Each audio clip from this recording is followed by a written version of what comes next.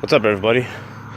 Part 3 of my job epiphany stuff, of epiphanies that I had after a 1 week removed from me leaving my job. I don't know what the fuck to call this. Alright, anyways. So, watch part 1 and part 2. Get yourself some background info. Then come back to this. And I'm going to bring you right now. What's coming your way right now are 8.5 things that I learned in the 8.5 time period that I worked as a clerk slash key holder slash assistant manager at a convenience store, gas station convenience store. Okay, let me start with the most important, and that's the half. All right, hold on. I got hair in my face. Excuse me. Why am I breathing so hard? It's because it's uphill walk. The walk to the track here is ridiculous. Because it's hill up and hill down. It's ridiculous. Anyways, all right. So the half that I learned is that starting now, in the 21st century, the 20 teens, whatever the fuck you want to call it, the old school mentality of working at one place or working a 9 to 5 and getting the gold watch when you retire is obsolete. It's over with. It's done. Why do I know this? Because I've worked with people over 65 and they don't get much retirement money. Okay? My mother's about to retire. Is she going to get a lot of retirement money? Not as much as she'd be making if she created her own brand. If she made a good, profitable blog that got revenue from views and hits, and she made a good email list and wrote a whole bunch of books and sold said books, that's nothing. You know what I mean? That makes retirement look like nothing. Okay? Because let's be fair. Retirement is passive income. But you have to destroy yourself as part of the system to get it. I'd rather have that passive income come to me now while sowing my creative oats. That's the half. Okay? That's the half that makes the whole of creating a lifestyle where you can be self-employed and you can write paychecks and cash in paychecks that never stop coming. This should be everyone's goal in their careers, okay? If you have talent. If you don't have talent, then work the 9 to 5. It's as simple as that. If you have talent, 9 to 5 isn't for you, buddy. It's not. And you know what? It's gonna sound, I don't know, like a try-hard philanthropic or whatever. I think everyone has talent. I think everyone has a story to tell. You know what I mean? These people driving by, I don't know what's happened in their lives. You know, but they can definitely hop on the internet, make a blog, and write about what happened in their lives. You know what I mean? That's how awesome stories, that's how history was written, you know?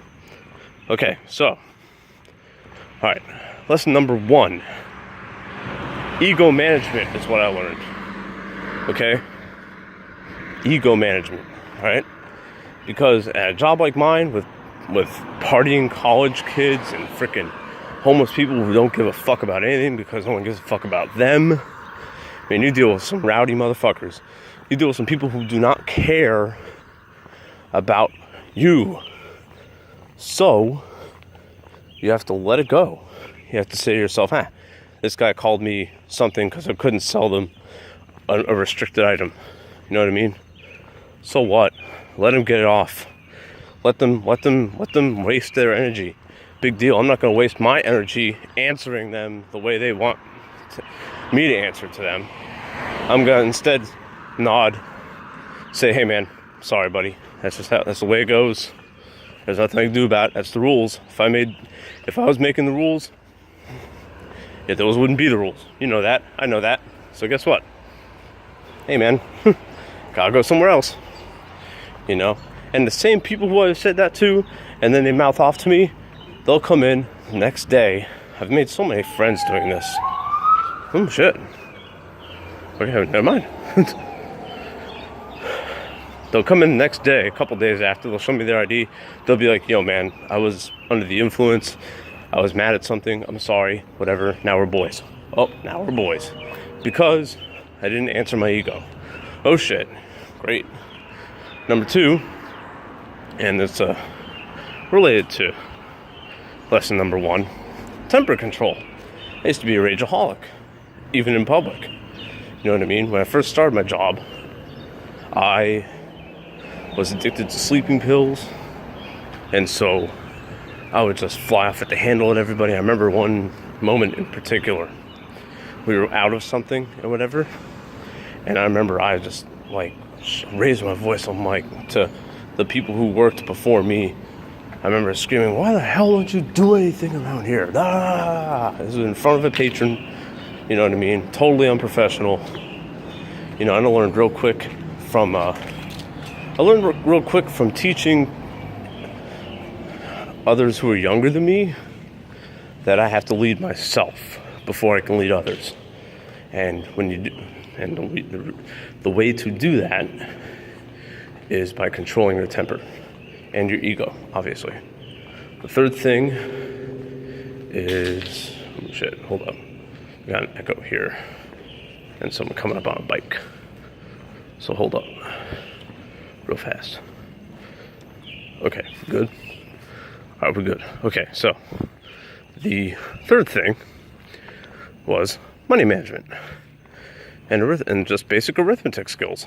You know, I had always known this just as a cashier, but it almost became a superpower afterwards. Okay, because now I can balance things like I could never balance them before, with money especially. You know, so it's amazing,